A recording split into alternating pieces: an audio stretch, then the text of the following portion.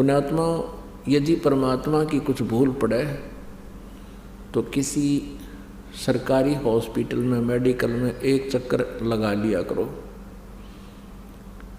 और वहाँ देखे क्या हाहाकार मचा हुआ है।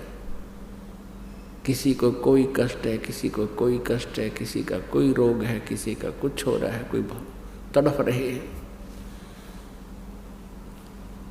और शेष आप देख रहे हो अपने जीवन में, किसी को कोई कष्ट है, किसी को कोई टेंशन है, या कोई प्राणी सुखी नहीं है। परमात्मा कबीर जी हमें याद दिलाते हैं कि इस झूठे सुख को सुख कहे, ये मान रहा मनमोद, भाई सकल जबीना काल का, कुछ मुख में कुछ गोद है। परमेश्वर हमें याद दिलाते हैं कि मानुष जन्म पाके जय नहीं रटे हरि नाम, और जैसे कुआ जल बिना फिर बनवाया क्या काम। अपुण्यात्माओं, परमात्मा हमें ये याद दिलाना चाहते हैं कि तुम जिस लोक में रह रहे हो ये तुम्हारा अपना स्थान नहीं है, और जिसको तुम अपना भगवान मान रहे हो, स्वामी मानते हो काल को, ये तुम्हारा स्वामी नहीं है, ये तुम्हारा हमदर्द नहीं है, ये तुम्हारा शत्रु है, और तुम इस शत्रु को मित्र मान रहे हो। अपुण्यात्माओं, यहाँ जो दशा जीव की है, प्रत्येक प्राणी कितना कष्ट उठा रहा है, किसी को चैन नहीं, सपने में भी चैन नहीं इस प्राणी को, चाहे प्रधानमंत्री बना हो किसी देश का। और आम व्यक्ति का तो कहना ही क्या है, क्योंकि हम राजा को ज़्यादा सुखी मानते हैं।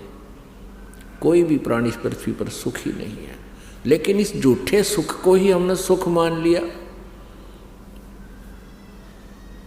तो ये कारण क्या है? परमात्मा को दयालु कहते हैं, और यदि परमात्मा दयालु है तो ऐसे कर, ऐसे जुल्म जो आज जीव पर हो रहे हैं,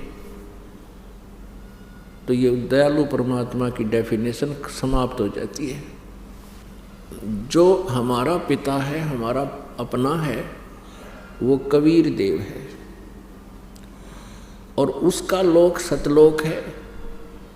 हम वहाँ रहते थे, वहाँ कोई कष्ट नहीं था, ना मृत्यु थी, ना बुढ़ापा था, कोई अंग भंग नहीं होता था, और वहाँ किसी प्रकार का राग द्वेष नहीं, ना कोई भाई बंटवारा है।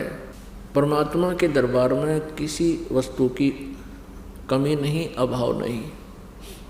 सदाबहार वृक्ष हैं, सदाबहार पेड़ पौधे हैं, वहाँ का सब अमृत आहार है, वहाँ का जल भी अमृत है। जैसे पवित्र गंगा जी, पवित्र गंगा का जो जल है ये सतलोक से आया हुआ है। ये एक एग्जाम्पल है आप जी के लिए कि ये जल आप कहीं रख लो, कितने दिन तक रख लो, ये कभी खराब नहीं होता। और ये गंगा सतलोक से आई, ये विष्णु जी के धाम में, उसके बाद फिर भगवान शिव जी के धाम में, और शिव जी के धाम से फिर यहाँ पर आई है। तो इससे आप अंदाज़ा लगा सकते हो कि उस लोक में ऐसे दूधों के सरोवर भरे हैं, समुद्र हैं, क्षीर समुद्र, दूधों के सरोवर भरे हैं, समुद्र भरे हैं, वो खराब नहीं होता दूध। और फलदार वृक्ष हैं, वहाँ ऐसा ही जीवन है जैसा आप यहाँ मनुष्य शरीर है, ऐसा ही मानव शरीर आपको वहाँ मिलेगा। आपका वहाँ शरीर जो है 16 सूर्य जितनी रोशनी वाला नूरी होगा, उसका इतना सुंदर नूर होगा जैसे 16 सूर्य का प्रकाश हो, पर गर्मी ना हो उसमें। और परमात्मा पूर्ण ब्रह्म का वहाँ भी मनुष्य जैसा ही शरीर है, पर उसकी उनका तेज बहुत अधिक है। एक रोमकूप में करोड़ सूर्य मिला दे, करोड़ चंद्रमा, तो भी परमात्मा के एक रोमकूप की रोशनी अधिक है। इतना नूरी शरीर है परमेश्वर का, पूर्ण ब्रह्म का, सत्य पुरुष का, कबीर देव का। तो पुण्यात्मा, हमने यहाँ से तो मरना पड़ेगा, ये तो कोई माने या ना माने, यहाँ से मृत्यु अवश्य होगी।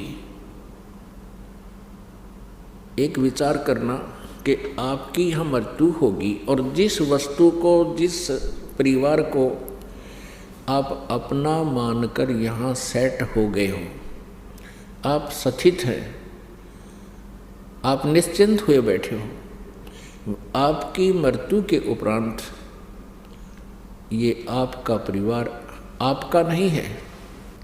हो सकता है संस्कारवश आपकी मृत्यु के उपरांत आपका पुनर्जन्म नाइजीरिया में हो जाए। एक देश है नाइजीरिया, जहाँ काले काले से और इसे दूसरी टाइप का आहार, वहाँ बोली भी और तरह की, क्योंकि हमारे संस्कार रले मिले हैं। जब सतयुग प्रारंभ होता है उसमें कोई मजहब धर्म नहीं होता। अभी भी द्वापर तक भी कोई अलग धर्म नहीं थे। द्वापर के बाद कलयुग में इस काल ने ये खेल खेला, हमारे को डिवाइड कर दिया। तो आज कोई मुसलमान बना है तो वो हिंदू को अच्छा नहीं मानता, यानी धार्मिक आधार से, और हिंदू हैं वो मुसलमानों को अच्छा नहीं मानते धार्मिक आधार से। और हम अपने अपने धर्म में और अपने ही ग्रुप में सर्वोत्तम मानते हैं अपने आप को। तो आज कोई हिंदू है, मृत्यु के उपरांत वो मुसलमान के घर जन्म ले सकता है। आज कोई मुसलमान है तो मृत्यु के उपरांत वो हिंदू के घर में जन्म ले सकता है। परमात्मा का विधान है, कोई मानने चाहे ना माने।